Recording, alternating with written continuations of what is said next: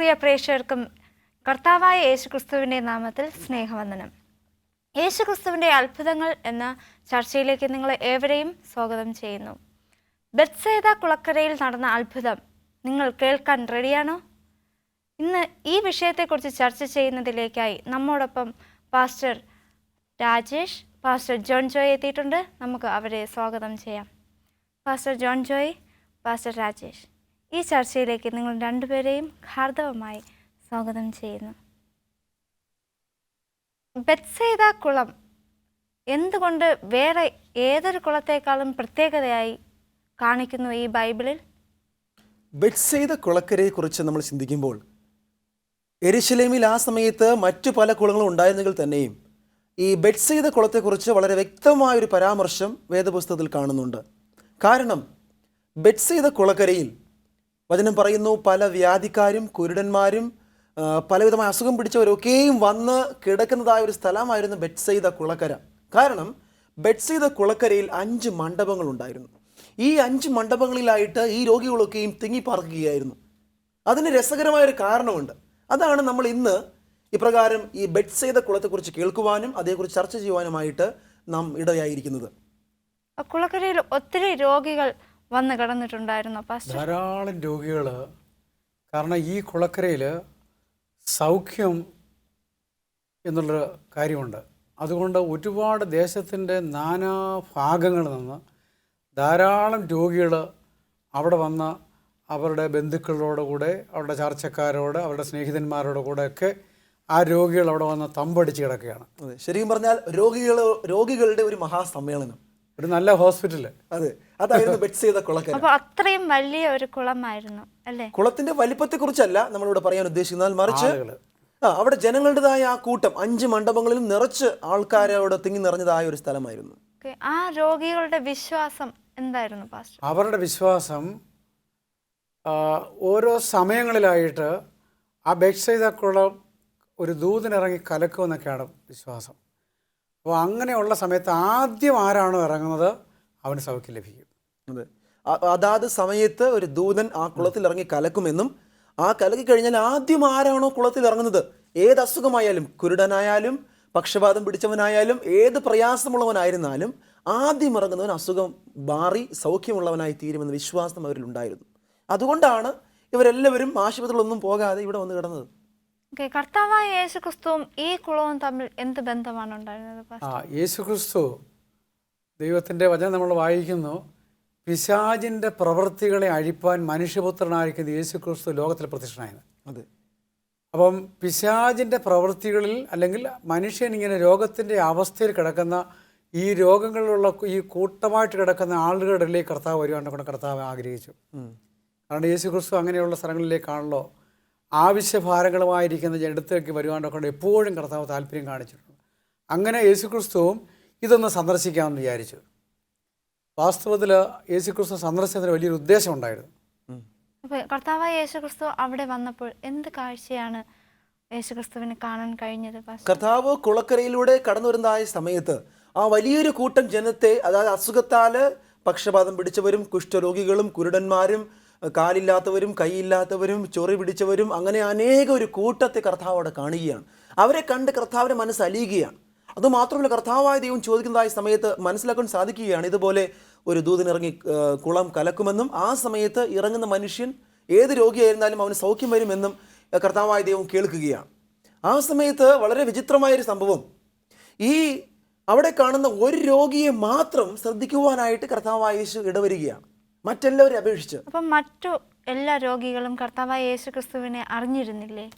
അതായത് കർത്താവ് അവിടെ വരുന്നതായ സമയത്ത് കർത്താവായ യേശു വരികയാണ് എന്നുള്ള ചിന്തയൊന്നും അവർക്കുണ്ടായിരുന്നില്ല. കാരണം എല്ലാവരും അവിടെ വെള്ളം കലങ്ങുന്നത് നോക്കിയിരിക്കുകയാണ്, ആകാംക്ഷയോടെ എപ്പോൾ കലങ്ങും. കാരണം അവരോട് ഇന്ന സമയത്ത് കലങ്ങുമെന്ന് ആരും പറഞ്ഞിട്ടില്ല. കലങ്ങുന്ന സമയത്ത് അവർ ചാടി ഇറങ്ങുകയാണ് പതിവ്. അപ്പം മറ്റ് ശ്രദ്ധയെല്ലാം മാറി കുളത്തിലാണ് അവരുടെ ശ്രദ്ധയൊക്കെ. ഈ രോഗിയെ മാത്രം കർത്താവായ യേശുക്രിസ്തു ശ്രദ്ധിക്കാൻ കാരണം എന്തായിരുന്നു? 38 വർഷക്കാലം നീണ്ട ഒരൊറ്റ കിടപ്പാ. അതെ, അവൻ്റെ കൂടെ ആരുമില്ല. കാരണം ഈ കുളം കലങ്ങുന്ന സമയത്ത് നല്ല മിടുക്കും നല്ല ആരോഗ്യവാന്മാരൊക്കെ പെട്ടെന്ന് അവരുടെ രോഗിയായിട്ട് ഓടിച്ചാടി അവരെ ഇറങ്ങും.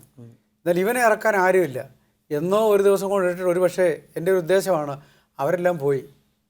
ഇവൻ എഴുന്നേറ്റ് വരുമ്പോഴേ ആൾക്കാർ ഇറങ്ങി സൗഖ്യം പ്രാപിച്ച് പോയി കഴിയും. ഇന്നും അത് ഒരു വലിയ സത്യം നമുക്ക് മനസ്സിലാക്കാൻ സാധിക്കുന്നുണ്ട്. പലപ്പോഴും ഇറങ്ങുവാനൊക്കെ നമുക്ക് താല്പര്യമുണ്ട്, പക്ഷേ ഇറക്കുവാൻ നമ്മളെ ആരുമില്ല. അങ്ങനെ ഒരു അവസ്ഥയിൽ മനുഷ്യൻ പെടാറുണ്ട്. ഈ മനുഷ്യൻ ഇങ്ങനെ കിടക്കുകയാണ് നീണ്ട 38 വർഷമായിട്ട് രോഗാവസ്ഥയിൽ. ഇപ്പം കിട്ടും, ഇപ്പം സൗഖ്യം കിട്ടും, എന്നെ ആരിറക്കുമെന്ന ചിന്തയിലേക്കാണ്. അവൻ്റെ അടുത്തേക്കാണ് യേശു. അത് അവിടെ കുളത്തിൽ കറങ്ങുന്നതായ സമയത്ത് ഇറങ്ങുവാൻ സാധിക്കാതെ വളരെ പ്രയാസത്താലും ബുദ്ധിമുട്ടുകളാലും ഈ രോഗി 38 വർഷക്കാലമായിട്ട് ബെത്സേദ കുളക്കരയിൽ കിടക്കുകയാണ്. ആ രോഗിയുടെ മനസ്സിൻ്റെ പ്രയാസം ആരും കാണുന്നില്ല. അവിടെയുള്ള ബന്ധുക്കാരോ ജനങ്ങളോ മറ്റുള്ളതായ ആരും തന്നെ കാണുന്നില്ല. അവരവർക്ക് അവരവരുടെ സുഖം നേടണം.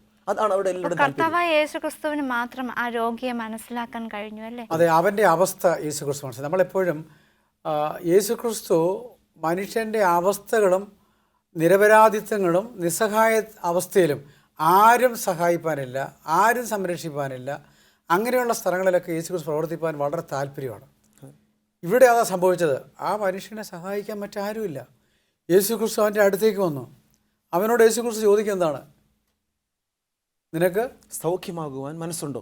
നിനക്ക് നിൻ്റെ അവസ്ഥ എന്താണെന്നൊക്കെ അവനോട് ചോദിക്കണം. അവൻ പറയണം, എൻ്റെ അവസ്ഥ കർത്താവ്, എന്നെ എടുത്തിറക്കാൻ ആരുമില്ല, ഞാൻ തനിച്ച്, ഞാൻ എഴുന്നേറ്റ് വരും, മറ്റുള്ള ആൾക്കാർ ഇറങ്ങിക്കഴിയും. അവിടെ നമ്മൾ ശ്രദ്ധിക്കേണ്ട ഒരു പ്രധാനപ്പെട്ട കാര്യം, മറ്റ് അനേക രോഗികളും ഇതുപോലെ ഉണ്ടായിരുന്നിരിക്കണം. 30 വർഷമായവർ, 10 വർഷമായവർ, ഇറങ്ങുവാൻ സാധിക്കാതെ ഇരിക്കുന്നവർ. എന്നാൽ അവരെ ഒന്നും ശ്രദ്ധിക്കാതെ കർത്താവായ യേശു ഈ വ്യക്തിയെ മാത്രം ശ്രദ്ധിക്കുവാനായിട്ട് ഇടയായി. കാരണം ഈ വ്യക്തിയുടെ രോഗസൗഖ്യം പ്രാപിക്കുന്നതായ ഒരു ആവേശം, ആ ഒരു ത്വര, ആ ഒരു അഭിനിവേശം, അത് കർത്താവായ യേശു അവനിൽ കാണുകയാണ്. അതുമാത്രമല്ല, അസുഖം മാറി സൗഖ്യപ്പെടുവാൻ ഒരു വല്ലാത്ത ഒരു ആഗ്രഹവും ആവേശവും അവനിലുണ്ടായിരുന്നു. അതുകൊണ്ട് കർത്താവായ ദൈവം അവനെ പ്രത്യേകമായി ശ്രദ്ധിക്കേണ്ടി വരികയാണ്. മറ്റെല്ലാവരും മാറ്റി നിർത്തിയിട്ട് ഈ വ്യക്തിയിൽ ഒരു പ്രത്യേകമായ ഒരു പ്രത്യേകത, എന്തോ ഒരു പ്രത്യേകത കർത്താവായ യേശു ക്രിസ്തു അവിടെ കാണുകയാണ്. ഒരു ചെറിയ കൂട്ടമല്ല, ഒരു വലിയൊരു കൂട്ടം അവിടെ ഉണ്ടായിരുന്നു വചനം പറയുന്നു. ഈ വ്യക്തിക്ക് പ്രത്യേകമായ ഒരു വിശ്വാസം കർത്താവായ യേശു ക്രിസ്തുവിൽ ഉണ്ടായിരുന്നിരിക്കണം അല്ലേ? ഒരുപക്ഷെ കർത്താവായ യേശുവിനെ കുറിച്ച് കേട്ടിട്ടുണ്ടായിരിക്കണം, കർത്താവിനെ കുറിച്ച് കേട്ടിട്ടുണ്ടായിരിക്കണം. നമുക്കറിയില്ല കേട്ടിട്ടുണ്ടായിരിക്കണമോ. എന്നാൽ കർത്താവായ യേശുവിനെ കുറിച്ച് കേൾക്കാത്ത ആരും തന്നെ യെരൂശലേമിലോ മറ്റ് പരിസര സ്ഥലങ്ങളിലോ ഉണ്ടായിരുന്നില്ല. അല്ല, ഈ സമയത്ത് ഇവൻ്റെ അടുത്തേക്ക് വരുന്ന ഓരോരുത്തരും സാന്ത്വന വാക്കുകളോ മറ്റെന്തെങ്കിലുമൊക്കെ വരുമ്പോൾ അത് അവൻ വളരെ ശ്രദ്ധിക്കുമായിരുന്നു. അപ്പോൾ ഇത്രയും സമയം ഇവൻ്റെ അടുത്ത് നിന്ന് ഇവനോട് സംസാരിക്കുന്ന കണ്ടപ്പോൾ മാത്രമല്ല, മാഗ്നറ്റ് ആകർഷിക്കുക പറഞ്ഞ പോലെ സൃഷ്ടിതാവ് വന്ന് നിൽക്കുന്ന കണ്ടപ്പോൾ ഇവൻ്റെ ഒരു ജീവിതത്തിൽ ഒരു ആകർഷണം ഉണ്ടായി. അവൻ എന്തെങ്കിലും ലഭിക്കും. കാരണം ഓരോ വാക്കുകളാണല്ലോ മനുഷ്യനെ ആശ്വസിപ്പിക്കുന്നത്. നമ്മുടെ സാധാരണ ഒറ്റ വെട്ടിന് 2 കഷ്ണം. വളരെ നല്ല ഒരു ചർച്ചയായിരുന്നു. നമുക്ക് ചെറിയ ഒരു ഇടവേളയ്ക്ക് ശേഷം വീണ്ടും ഈ വിഷയത്തെക്കുറിച്ച് ചർച്ച ചെയ്യാം. പ്രിയ പ്രേക്ഷകരെ, ഒരു ചെറിയ ഇടവേളയ്ക്ക് ശേഷം വീണ്ടും ഈ ചർച്ച തുടരുന്നതായിരിക്കും.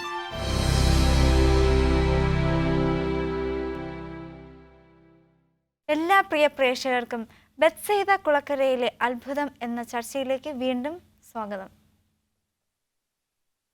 ഈ ബെത്സൈദ കുളക്കരയിൽ കർത്താവായ യേശു ക്രിസ്തു വന്നപ്പോൾ അവനോട് ചോദിച്ചു, നിനക്ക് സൗഖ്യമാക്കുവാൻ താല്പര്യമുണ്ടോ? അപ്പം അവൻ എന്താ പറഞ്ഞേ? അവൻ്റെ പ്രതികരണം വളരെ രസകരമായിരുന്നു. അവന് സൗഖ്യമാകാൻ മനസ്സുണ്ട് എന്നൊരു ഉത്തരമായിരുന്നില്ല അവൻ കർത്താവായ യേശുവിന് കൊടുക്കുന്നത്. മറിച്ച് അവൻ്റെ പ്രയാസം കർത്താവിന് മുമ്പിൽ ഇറക്കി വയ്ക്കുകയായിരുന്നു. അത് അവൻ പറയാനിടയായി, കർത്താവേ, ഇത്രയും വർഷക്കാലം ഇപ്രകാരം കുളത്തിൽ ഒരു ദൂതൻ വന്ന് കലക്കുന്നതായ സമയത്തൊക്കെയും ഈ 38 വർഷക്കാലമായിട്ട് എന്നെ ഇറക്കുവാൻ ആരുമില്ല. ഇറങ്ങുവാനായിട്ട് എനിക്കൊരാഗ്രഹമുണ്ട്. പക്ഷെ ഞാൻ എത്തുന്നതിന് മുമ്പേ വേറൊരാൾ എന്നെക്കാളും മുമ്പേ ആദ്യം ഒന്ന് ചാടുകയാണ്. അവൻ ഇറങ്ങുവാൻ തുടങ്ങുമ്പോഴേക്കും വേറൊരാൾ പുറകെ നിന്ന് ചാടുകയാണ്. അപ്പോൾ എന്നെ ഇറക്കുവാനായിട്ട് ആർക്കും കഴിയുന്നില്ല, ആരും സഹായിച്ചിട്ടില്ല. 38 വർഷക്കാലമായി ഞാൻ ഇങ്ങനെ കിടക്കുകയാണ്, എന്നെ ഇറക്കുവാൻ ആരുമില്ല എന്ന് പരിതാപകരമായിട്ട് വളരെ നിരാശയോടുകൂടി ദുഃഖത്തോടുകൂടി കർത്താവായ യേശുവിനോടും സംസാരിക്കുകയാണ്. അവൻ്റെ പ്രയാസങ്ങളൊക്കെ തുറന്ന് പറയുകയാണ് കർത്താവായ ദൈവത്തോട്. അപ്പം കർത്താവായ യേശു ക്രിസ്തുവിന് ആ രോഗിയെ ഒത്തിരി മനസ്സിലാക്കാൻ കഴിഞ്ഞു അല്ലേ? ഈ രോഗം തീർച്ചയായിട്ടും നോക്കിയായിട്ട് അവൻ്റെ ഭാരം നമ്മൾ മനസ്സിലാക്കണം. 38 വർഷം അവൻ്റെ ആഗ്രഹം, എനിക്കിന്നിറങ്ങാം, എനിക്കിന്നിറങ്ങാം, അല്ലെ എനിക്ക് നാളെ ഇറങ്ങാം. ഓരോ ദിവസം കഴിയുന്തോറും അവൻ്റെ ആഗ്രഹം വർദ്ധിച്ചു വരികയാണ്. പക്ഷെ അവൻ നിരാശപ്പെടുന്നില്ല. അവനറിയാം ഒരിക്കൽ എനിക്ക് ഇറങ്ങാൻ പറ്റും. ആ ഒരു പ്രത്യാശ, ആ ഒരു താല്പര്യം കർത്താവായ യേശു ക്രിസ്തുവിലേക്ക് അവൻ്റെ അടുത്തേക്ക് വരുവാനൊക്കെ പ്രേരിപ്പിച്ചു. ഓരോ ദിവസവും ഒരു അവസരത്തിന് വേണ്ടി അവൻ കാത്തിരിക്കുകയാണ്. എനിക്ക് ഇപ്പോൾ ഫാസ്റ്റർ പറഞ്ഞതുപോലെ എനിക്ക് നാളെ ഇറങ്ങാൻ പറ്റും, നാളെ ഇറങ്ങാൻ പറ്റും എന്ന ഒരു ചിന്ത ഇവനെ അധികമായിട്ട് ഭരിച്ചിരുന്നു. അതുകൊണ്ട് തന്നെ നിരാശയുടേതായ ഒരു പ്രയാസം അവനില്ല. ഇന്ന് ഇറങ്ങാൻ പറ്റിയില്ല, സാരമില്ല, ഞാൻ നാളെ ഇറങ്ങിയിരിക്കും. ആ ഒരു ചിന്തയായിരുന്നു അവനുണ്ടായിരുന്നത്. അപ്പോൾ കർത്താവായ യേശു ക്രിസ്തു എങ്ങനെയാണ് ആ വ്യക്തിയെ സൗഖ്യമാക്കിയത്? യേശു ക്രിസ്തുവിനോട് പറയുകയാണ്, നീ നിൻ്റെ കിടക്കെടുത്ത് നടക്കാൻ. യേശു പറയുകയാണ്, നീ നിൻ്റെ കിടക്കെടുത്ത്. അവൻ കിടക്കുകയാണ്, അവൻ എഴുന്നേൽക്കാനാണ് കഴിയാത്തത്. നീ ഇനി ഇവിടെ കിടക്കണ്ട, നീ നിൻ്റെ കിടക്കെടുത്ത് നടക്കാൻ പറയാം. അവന് എണീക്കാൻ പറ്റാത്ത ഒരു രോഗിയായിരുന്നു. പറ്റാത്തൊരു, അല്ലെങ്കിൽ അവൻ ഇറങ്ങി അവൻ ഓടിച്ചെന്ന് വെള്ളത്തിൽ ഇറങ്ങാമായിരുന്നു. ഒന്ന് പക്ഷേ ശരീരം മുഴുവനും കംപ്ലീറ്റ് തളർന്ന് കിടക്കുന്നതിനായിരുന്നേക്കാം. അവന് അനങ്ങാണ്ട് കൊണ്ട് കഴിയത്തില്ല. ആരെങ്കിലും അവനെ സഹായിച്ചെങ്കിൽ മാത്രമേ അവന് ഈ വെള്ളത്തിൽ ഇറങ്ങാൻ പറ്റുള്ളൂ. പക്ഷെ അത് കഴിയാതിരിക്കുന്നവനോട് യേശു ക്രിസ്തു പറഞ്ഞു, നീ നിൻ്റെ കിടക്കെടുത്ത് നടക്കാൻ പറഞ്ഞു. നിന്റെ കിടക്ക എടുത്ത് നടക്ക എന്ന് പറഞ്ഞപ്പോൾ ആ വ്യക്തി കർത്താവായ യേശു ക്രിസ്തുവിന്റെ ആ വാക്കിൽ വിശ്വസിച്ചു. പാസ്റ്റർ, അതെ, വചനം നമ്മോട് പറയുന്നത് കർത്താവായ യേശു ക്രിസ്തു നീ നിന്റെ കിടക്കെടുത്ത് നടക്ക എന്ന് പറഞ്ഞ മാത്രയിൽ മറ്റൊന്നും ചിന്തിക്കാതെ എന്തോ ഒരു ശക്തി അവൻ്റെ മേൽ വന്നതുപോലെ കാലിനും കൈക്കും ബലം ലഭിക്കുകയും അവൻ ഉടനെ അവൻ്റെ കിടക്ക ചുരുട്ടിയെടുത്ത് കഷകത്ത് വച്ചിട്ട് അവൻ നടന്നു പോകുന്ന കാഴ്ചയാണ് അവിടെ കാണുവാൻ സാധിക്കുന്നത്. 38 വർഷം ഒരേ കിടപ്പ് കിടന്ന മനുഷ്യൻ കർത്താവായ യേശുവിൻ്റെ വാക്കുകൊണ്ട്, ആ ശക്തി കൊണ്ട് കിടക്കയെടുത്ത് നടക്കുകയാണ്. ആ അത്ഭുതം അവരെല്ലാവരും കാണുവാനിടയായി തീർന്നു. അവിടെ ഉണ്ടായിരുന്ന എല്ലാ ജനങ്ങളും ഈ അത്ഭുതം പ്രവർത്തിച്ചത് കണ്ടു. തീർച്ചയായിട്ടും ആളുകളെല്ലാം അവിടെ ഒരുപാട് സാധാരണ നമ്മുടെ നാട്ടിൻപുറത്ത് കാണുന്ന പോലെ ഇതുപോലുള്ള സ്ഥലങ്ങളുണ്ടെങ്കിൽ ചുറ്റുപാടും കച്ചവടക്കാരും മറ്റൊത്തിരി ആൾക്കാരുണ്ട്. അവരെല്ലാം ഇത് കാണുകയാണ്. അവിടെ 38 വർഷമായിട്ട് ആ മൂലയ്ക്ക് കിടക്കുന്നവൻ അവൻ എഴുന്നേറ്റ് കിടക്കിടത്ത് നടന്നുകൊണ്ട് പോകുന്നു. അന്ന് അവൻ എവിടെ നിന്ന് നോക്കുക, എനിക്ക് വല്ലതും തരണേന്ന് പറഞ്ഞ് അവിടെ കിടന്നുകൊണ്ട് കൈ നീട്ടിയവൻ ഇപ്പം നടന്നു വന്നിട്ട് ചോദിക്കുക, യേശു എന്നെ സൗഖ്യമാക്കി നാം പ്രഖ്യാപിക്കുക. ഇത് നടന്നപ്പോൾ അവിടെ എന്തെങ്കിലും പ്രശ്നമുണ്ടായോ? എന്ന് വെച്ചാൽ വേറെ ഒരു രോഗികളെയും സൗഖ്യപ്പെടുത്തിയില്ല, ഉള്ളി ഒരു രോഗീനെ മാത്രം യേശു ക്രിസ്തു സൗഖ്യപ്പെടുത്തി. എന്തെങ്കിലും പ്രശ്നം അവിടെ ഉണ്ടായി? കാരണം നമ്മൾ ചിന്തിക്കാൻ സാധിക്കുന്നത് അവിടെ മറ്റാരും യേശുവിനെ ശ്രദ്ധിക്കുന്നതായിട്ട് നമുക്ക് കാണാൻ സാധിക്കുന്നില്ല. കാരണം മറ്റുള്ളവരെല്ലാവരും കുളം കലങ്ങുവാൻ നോക്കിയിരിക്കുകയാണ്. എന്നാൽ ഇവനെ ഇറങ്ങുവാൻ സാധിക്കാതെ ഒരു മൂലയിൽ ഇവനായിരിക്കുമ്പോഴാണ് കർത്താവ് അവനെ മാത്രം കാണുകയും അവനടുക്കൽ വന്ന് അവനെ എടുത്ത് നടക്കുവാൻ പറയുകയും ചെയ്യുന്നത്. അപ്പോൾ കർത്താവായ യേശുവിനെയോ ഈ വ്യക്തിയെയോ മറ്റുള്ളവരാരും ശ്രദ്ധിക്കുന്നില്ല. രോഗികളൊക്കെയും അവർ കുളക്കരയിൽ ശ്രദ്ധയൊക്കെയും കുളത്തിൻ്റെ കരയിലാണ്. കാരണം എപ്പോഴും ഇറങ്ങാൻ സാധിക്കും, എപ്പോഴും ഇറങ്ങാൻ ചിന്തയിലാണ് അവരെല്ലാവരും കാണുന്നത്. എന്നാൽ ഈ രോഗി, ഈ വ്യക്തി, ഇവൻ പെട്ടെന്ന് കർത്താവിൻ്റെ വാക്ക് കേട്ട് ഉടനെ ബലം കിട്ടിയവനായി ധൈര്യത്തോടു കൂടി എഴുന്നേറ്റ് നടന്നു പോവുകയാണ്. കർത്താവ് യേശു മറ്റുള്ളവരെ ശ്രദ്ധിക്കാതെ കർത്താവ് യേശു അവിടെ നിന്ന് പിൻവാങ്ങുകയായിട്ടാണ് നമ്മുടെ വചനം പറയുന്നത്. ആ രോഗിക്ക് കർത്താവായ യേശു ക്രിസ്തുവാണ് എൻ്റെ മുമ്പിൽ നിൽക്കുന്നതെന്ന് അറിയത്തില്ലായിരിക്കാം, അല്ലേ? അതെ, തീർച്ചയായും നമുക്ക് നമ്മുടെ വചനം പറയുന്ന അപ്രകാരമാണ്. അത് യേശു ആയിരുന്നോ അല്ലയോ എന്ന് ആ സമയത്ത് അവൻ അറിയില്ലായിരുന്നു. പക്ഷേ പിന്നീട് ഒരു പ്രാവശ്യം പിന്നീട് അതിനുശേഷം ആ ദേവാലയത്തിൽ വെച്ച് അവനെ കാണുമ്പോൾ ചിലർ ചോദിക്കുകയാണ്, നിന്നെ ആരാണ് സൗഖ്യമാക്കിയത് എന്ന് ചോദിക്കുമ്പോൾ അവൻ തന്നെ പറയുകയാണ്, എന്നെ സൗഖ്യമാക്കിയവൻ എന്നോട് കിടക്കെടുത്ത് നടക്ക എന്ന് പറഞ്ഞു, ഞാൻ എടുത്ത് നടന്നു. അത്രയും മാത്രമേ അവൻ അറിയാമായിരുന്നു. അപ്പം ആ രോഗിക്ക് കർത്താവായ യേശു ക്രിസ്തുവാണ് അവനെ സൗഖ്യമാക്കിയത് എന്ന് ആ സമയത്ത് അറിവില്ലായിരുന്നു. അതെ, ആ സമയത്ത് എപ്പോഴാണ് പാസ്റ്റർ പിന്നെ ആ രോഗി അതിനുശേഷം അവൻ മനസ്സിലാക്കാൻ അവന് അവസരം ദൈവം കൊടുത്തു. യേശു ക്രിസ്തുവാണ്. എന്നാൽ ഇതിനിടയ്ക്ക് മറ്റൊരു കാര്യം എനിക്ക് പറയാനുള്ളത്, ഈ രോഗി സാധാരണ രോഗത്തിൻ്റെ സൗഖ്യത്തിനൊരു ടൈമുണ്ട് അവിടെ, അല്ലേ? എന്നാൽ അതിനിടയ്ക്കാണ്, അതിനെ ബ്രേക്ക് ചെയ്തുകൊണ്ടാണ് യേശു ക്രിസ്തു വന്നവനോട് സൗഖ്യമാക്കുന്നത്. അപ്പോൾ ആളുകളുടെ ഒരു ചർച്ചാ വിഷയമായി. അപ്പോൾ ഈ കുളത്തിനാണ് പ്രത്യേകത, ഈ മനുഷ്യനുള്ള പ്രത്യേകത. അപ്പോൾ യേശു ക്രിസ്തു ആണ് യഥാർത്ഥമായിരിക്കും സൗഖ്യദായകൻ. അതെ, ആ ഒരു അനുഭവത്തിലേക്ക് അവർ വരികയാണ്. ഇവൻ മനസ്സിലാക്കി യേശു ക്രിസ്തുവാണ് എന്നെ സൗഖ്യമാക്കിയത്. പക്ഷേ ആരോ എന്നെ സൗഖ്യമാക്കുന്നുള്ള ധാരണ അവനുണ്ടായിരുന്നെങ്കിൽ തന്നെയും എന്നാൽ പിന്നീട് അവൻ്റെ ധാരണയ്ക്ക് മാറ്റം വന്ന് അവൻ ശരിക്കും വിശ്വസിച്ചു, യേശു ക്രിസ്തു മാത്രമാണ് സൗഖ്യദായകൻ, അവൻ മാത്രമാണ് സൗഖ്യം. ഈ കുളത്തിനകത്ത് തന്നെ ഇറങ്ങാൻ കഴിഞ്ഞില്ലെങ്കിലും നീണ്ട 38 വർഷമായിട്ട് ഞാനിവിടെ കിടക്കുന്ന, ആരും എന്നെ തിരഞ്ഞു നോക്കിയില്ല, ആരും എന്നെ സഹായിക്കാനില്ലായിരുന്നു. പക്ഷെ ഒരുവൻ വന്ന് എന്നെ സഹായിച്ചു, അവൻ യേശു ക്രിസ്തുവാണെന്ന് അറിഞ്ഞപ്പോൾ അവന് വലിയ സന്തോഷമാണ് ഉണ്ടായത്. അപ്പം അവിടുത്തെ ജനങ്ങളുടെ പ്രതികരണം എങ്ങനെയായിരുന്നു പാസ്റ്റർ? ഇവിടെ വചനം നമ്മോട് പറയുന്നത്, വചനം പറയുകയാണ്, അന്ന് ശബദായിരുന്നു, ആകയാൽ യഹൂദന്മാർ സൗഖ്യം പ്രാപിച്ചവനോട് ഇന്ന് ശബദാകുന്നു, കിടക്കെടുത്ത് നടക്കുക വിഹിതമല്ലോ എന്ന് പറഞ്ഞു. ഇവിടെ അവരുടെ ജനങ്ങളുടെ പ്രതികരണം വളരെ രസകരമായിരുന്നു. അവൻ സൗഖ്യപ്പെട്ടതായിരുന്നില്ല അവർക്ക് പ്രത്യേകതമായ കാര്യം, മറിച്ച് അന്ന് ശബദ ആയതുകൊണ്ട് അവൻ കിടക്കെടുത്ത് നടന്നതാണ് അവർക്ക്. എന്താണ് ഈ ശബദ്? ശബദ് എന്ന് പറഞ്ഞു കഴിഞ്ഞാൽ ആഴ്ചവട്ടത്തിൻ്റെ 7-ാം ദിവസമായിരിക്കുന്ന ദൈവത്തിൻ്റെ ആരാധനയുടെ ഒരു സൃഷ്ടിപ്പിൻ്റെ ആ സമയത്ത് ദൈവം മനുഷ്യന് ആരാധനയ്ക്ക് വേണ്ടി വേർതിരിച്ചു കൊടുത്തൊരു ദിവസമാണ്. മനുഷ്യനെ നിർമ്മിച്ചിട്ട് നാളെ നിൻ്റെ ദൈവത്തിൻ്റെ വിശുദ്ധ ശബദമാണ്. അപ്പോൾ ഈ ശബദിന് സന്തോഷവും ആനന്ദപ്രദമായ രീതിയിൽ അതിനെ കാണണമായിരുന്നു. പക്ഷേ ഈ ശബദിൻ്റെ പ്രത്യേകത മനസ്സിലാക്കി യഹൂദന്മാർ അതിനെ കൂടുതൽ കഠിനമാക്കി മാറ്റി. അതുകൊണ്ടാണ് പറഞ്ഞത് നമ്മൾ ടൗൽ വെച്ചുകൊണ്ട് നടക്കുക, അതുപോലെ തന്നെ ദൂരയാത്ര ചെയ്യുക, ഇങ്ങനെയൊക്കെയുള്ള കാര്യങ്ങൾ എന്താണ് കർമാചാരപരമായിരിക്കും അല്ലേ, കർമാചാരപരമായിരിക്കുന്ന ചില ന്യായപ്രമാണത്തിൻ്റെ ചില കാര്യങ്ങളൊക്കെ യഹൂദന്മാർ എഴുതി ചേർത്ത് വെച്ചു. അതായത് കർത്താവായ ദൈവം എന്തിനാണോ കൽപ്പനകളെ നൽകിയത് അതിന് വിപരീതമായിട്ട് അതിൻ്റെ അർത്ഥമില്ലാത്ത രീതിയിൽ അതിനുവേണ്ടി ഡൂസ് ആൻഡ് ഡോസ്, അത് ചെയ്യുവാൻ പാടില്ല, ഇത് ചെയ്യുവാൻ പാടുണ്ട് തുടങ്ങിയത് പറയുകയും കൽപ്പനകളെ അവർ ഭാരമുള്ളതാക്കി തീർക്കുകയും ചെയ്തു. മനുഷ്യർക്ക് ഭാരമുള്ളതാക്കി അവർ മാറ്റി. ഓക്കെ, വളരെ രസകരമായ ചർച്ചയായിരുന്നു. ചെറിയ ഇടവേളയ്ക്ക് ശേഷം വീണ്ടും നമുക്ക് ഈ ചർച്ച തുടരുന്നതായിരിക്കും. പ്രിയ പ്രേക്ഷകരെ, ചെറിയ ഒരു ഇടവേളയ്ക്ക് ശേഷം ഈ അത്ഭുതത്തെക്കുറിച്ച് നമുക്ക് വീണ്ടും ചർച്ച ചെയ്യാം. ഒരിടവും പോകരുത്, കടന്നു വരിക.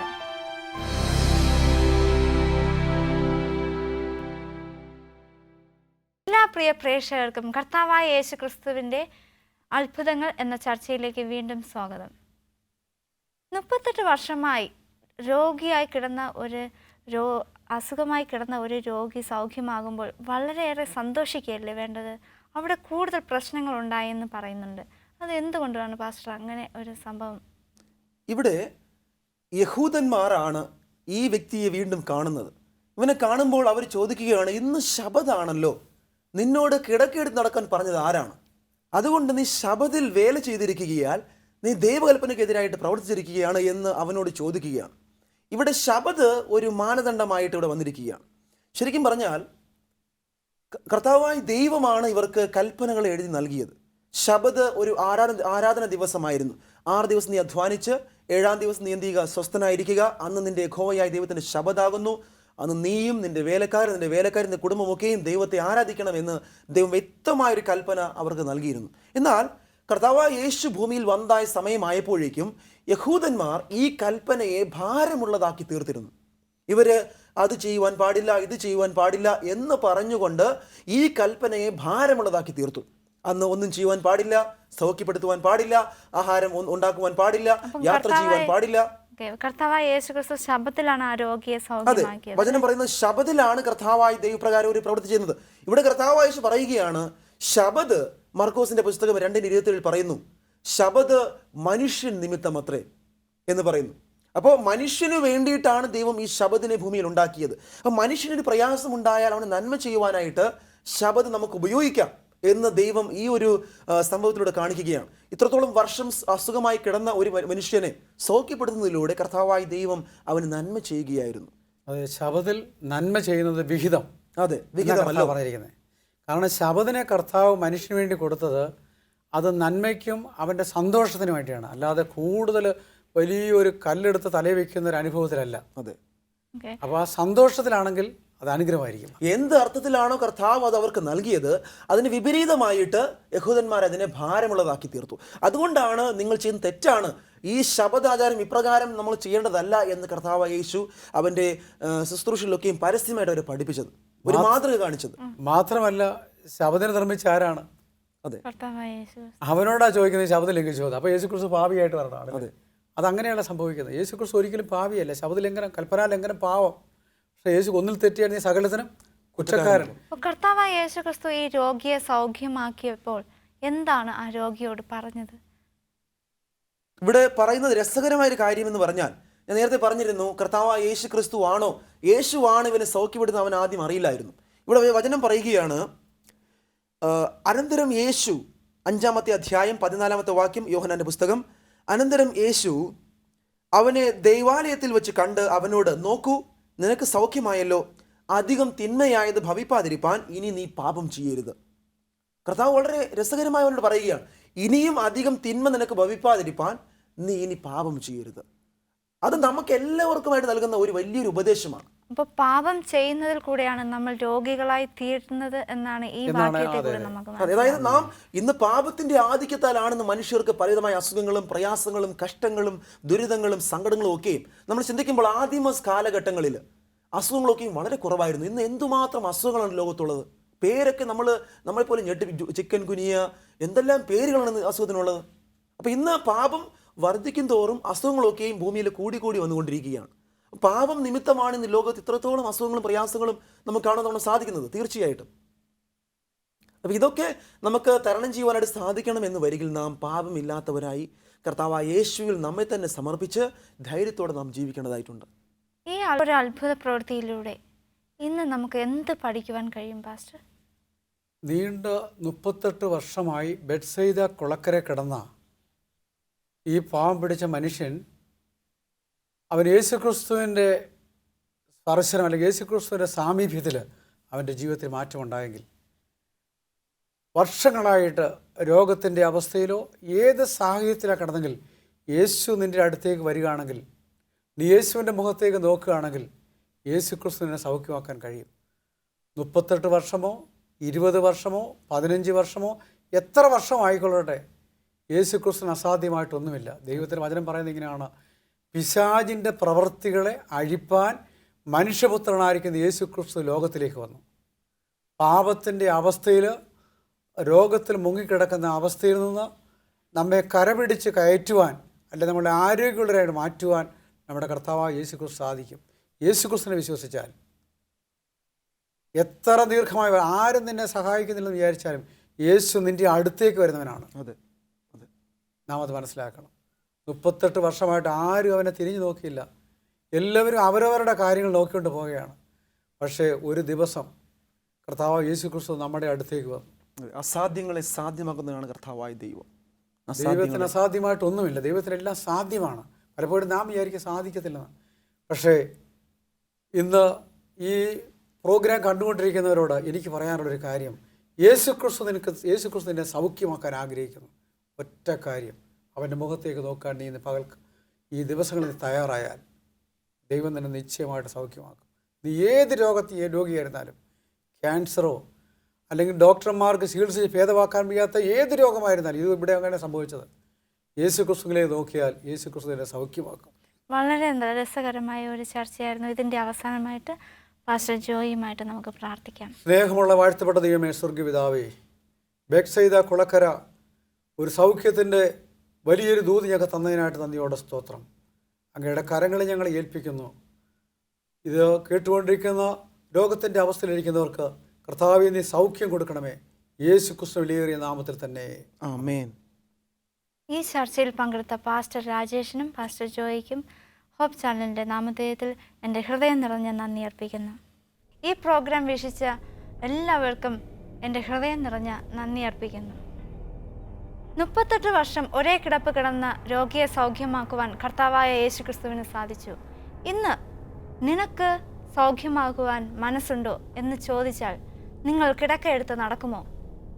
ദൈവം അതിനായി നമ്മെ ഓരോരുത്തരെയും അനുഗ്രഹിക്കട്ടെ. ആമേൻ.